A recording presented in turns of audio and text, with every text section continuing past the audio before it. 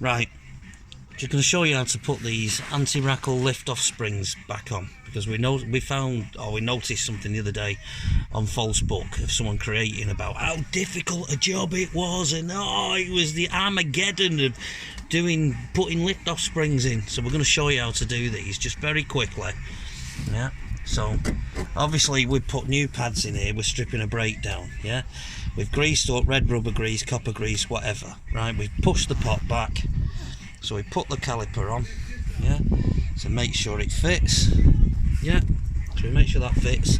And then what we do then is we get one of the lift-off springs, bend it out, put some pressure on it, okay, and then what you do is you lift up the caliper, you hold pads, yeah, I'm doing left-handed, so you'll have to bear with me. Right, so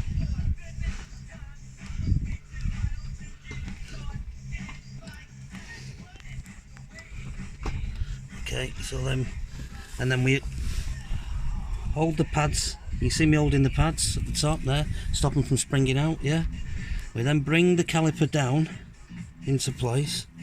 Okay, so it holds, so the pot and the outside is holding them in place, yeah, so they don't spring off and fall out.